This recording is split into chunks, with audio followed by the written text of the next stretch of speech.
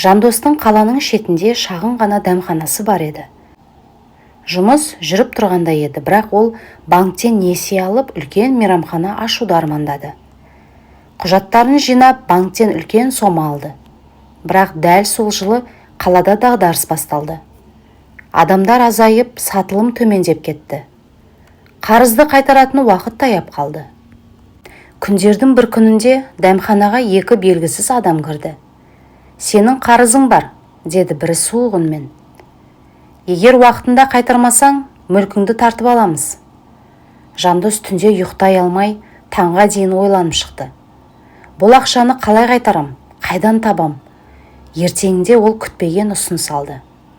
Ескі танысы келіп, сыбырлап айтты: «Бір үлкен жұмыс бар. Істесең, қарызыңды түгел жауып тастайсың. Бірақ бұл оңай жұмыс емес». Жандос таң атпай әлгі танысын іздеп барды. Ол қаланың шетінде тұратын. Бұрыннан тәуекелшіл деген атпен шыққан адам еді. «Қандай жұмыс?» деді Жандос. «Қауіпті», деді танысы жай ғана. «Бірақ бір түнде қарызыңды жауып тастайсың». Жандос көп ойланды. Әйелі Гүлмира жылап отыр. «Бізге мұндай ақша керек емес, тек аман бол», деді. Бірақ Жандос шешімін жасады. Таңдауы тәуекел еді. Оны қара түсті көлікке отырғызып, қала сыртына алып кетті. Қасында бейтаныс 4 адам, түрлері сұсты, үнсіз. Жандостың жүрегі атқақтап, қолы дірілдеп отырды. Олар түнде бір қоймаға кірді. Мақсат заңсыз тауарды басқа жерге жеткізу. Егер ұсталып қалса, түрме. Жандос жүк тиеп жатқанда бір дыбыс естілді. Қараса, алыстан полицияның шамы көрінеді. Бәрі асығыс көліктерге мініп, қараңғылыққа сіңіп кетті. Жандос алғаш рет өмірінде қылмыскер сияқты қашып бара жатқанын сезді. Осыдан кейін оның өмірі түнгі қуғын сүргінге, жасырын кездесулерге, құпия келісімдерге толып кетті. Әр күні қауіп пен қорқыныш, бірақ сонымен бірге ол тез ақша тауып жатты. Бір күні ол үлкен соманы қолына алып, банкке барып қарызын жапты. Бірақ бәрі бітті деп ойлаған сәтте әлгі қара көліктер қайта келді. «Біз саған көмектестік, енді сен бізге қарыздарсың», деді олар. «Мен қарызымды жаптым ғой», деді Жандос. «Банктегі қарызыңды жаптың, ал бізбен қарызыңды әлі жапқан жоқсың». Жандос енді мүлде басқа торда екенін түсінді. Бұл жолы жай ғана ақша емес, өзінің еркіндігіне қарыздар еді. Осы сәттен бастап ол қашуды ойлады. Бірақ олардан қашу оңай емес. Жандостың әр қадамын бақылап отырды. Телефоны тыңдалды. Тіпті дәмханасына да адамдарын жіберді. Жандос өз өмірі үшін күресуді бастады. Түн ішінде құжаттарын жинап, әйелін, балаларын алып ауылға қашпақ болды. Бірақ олар алдын ала сезіп қойып, жолда тосып алды. Жандос енді бірақ жол қалды деп ойлады. Барлығын полицияға айту немесе өмір бойы қарыз құлы болып жүру. Жандос ауылға кетпек болған түні әйелін, балаларын машинаға отырғызды. Таң қараңғысында жолға шыққан. Бірақ қала шетіне жеткенде алдарынан екі қара көлік пайда болды. «Қайда асықтың, досым?» деді біреу күліп. Жандос жүрегі атқақтап, машинаны кенеттен кері бұрып қаша жөнелді. Қуғын басталды.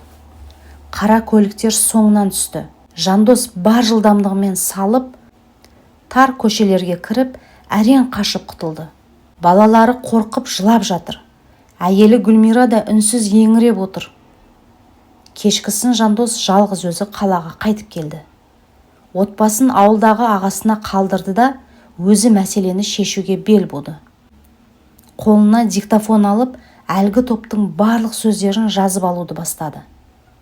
Бірнеше күн бойы ол олардың тапсырмасын орындаған болып, барлық дәлелдерді жинады. Бір күні жиналған материалды полицияға алып барды. «Бұл топты ұстай аласыздар ма?» деді ол. Тергеуші басын изеді. «Біз оларды біраздан бері бақылап жүрміз. Дәлелдерің жетеді». Полиция арнайы операция дайындады. Жандос оларды қоймаға соңғы рет ертіп баруы керек еді. Ол өз өмірін қатерге тігіп, жоспарға келісті. Күні жетті. Қараңғы түнде қоймаға жиналды. Жандостың жүрегі дүрсілдеп тұр. Ол сәлден кейін бәрі ұсталады деп үміттенді. Бірақ дәл сол сәтте сатқындық болды. Қара көліктегі бастығы Жандосқа қарап, «Бізге сенбегеніңді біліп қойдық» деді. Екі жігіт оның қолын қайырып көлікке тықты.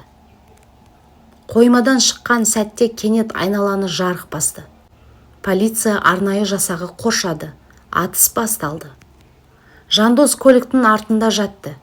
Терезелер сынған, айқай-шу, қара киімді адамдар бір-бірлеп құлап жатты. Бір сәтте Жандос есікті теуіп ашып, далаға жүгіріп шықты. Полиция оны құлатып алды. Бірақ дереу босатып, «Сен біздің адамсың, жүгір», деді. Операция сәтті өтті. Топтың басшысы ұсталды. Қалғандары да қолға түсті. Бірақ Жандос тыныштала алмады. Ол бәрібір қорқып жүрді. Себебі бұл топтың сыртында тағы да үлкен күштер бар екенін полиция да айтты. «Өміріңді сақтағың келсе, біраз уақытқа көзден таса бол», деді тергеуші. Жандос қайтадан ауылға барды. Бұл жолы ол отбасын құшақтап, барлығы бітті. Бірақ біз жаңа өмір бастауымыз керек, деді. Олар басқа қалаға көшіп кетті. Жандос жаңа қалаға көшіп, бәрін басынан бастады. Кішкентай шеберхана ашып, жиһаз жасай бастады. Тыныш, қарапайым өмірге үйреніп келе жатқан. Бірақ бір күні поштадан қап-қара конверт келді. Ішінде тек бір фото. Жандостың жаңа мекен-жайы. Балаларының мектеп алдындағы суреті. Төменгі бұрышта бір ғана сөз: «Әлі бітпеді». Жандос жүрегі су ете түсті. Бұл түрмеге түспей құтылып кеткен топтың бір мүшесінің жұмысы еді. Ол кек қайтаруға келген. Сол түні Жандос ұйықтамады. Балаларының қасына отырып ойға шомылды. Қашып құтылу мүмкін емес. Енді мен өзімді ғана емес, отбасымды қорғауым керек. Келесі күні ол полицияға барды. Бірақ тергеуші тек иығын қиқан еткізді. «Біз ол адамды іздеп жатырмыз, бірақ әлі табылмады. Өздерің сақ болыңдар». Жандос амалсыз өз жоспарын жасады. Ол бұрынғыдай қорқып отырмай қарсыласуға бел буды. Ауылдағы ағасынан аңшылық мылтық алды. Шеберханасын күшейтті. Есік терезеге дабыл қойды. Бірақ қылмыскер де бос отырмады. Бір түнде шеберханаға от қойып кетті. Бар жиһазы, еңбегі жанып кетті. Жандос ашуға булығып, «Бұл жолы соңына дейін барамын», деді ол. Ол ескі таныстар арқылы әлгі адамның қайда тығылып жүргенін білді.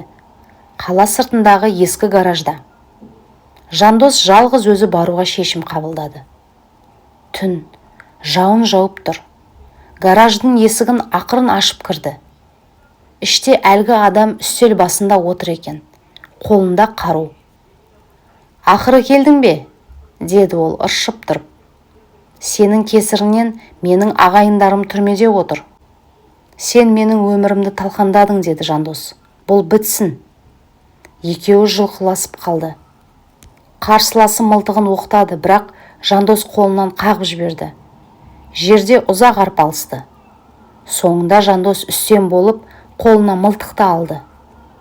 Ол дәл атпақ болып тұрғанда есік тарс ашылып полиция келді. Тергеуші кіріп айқайлады: «Қаруды таста!»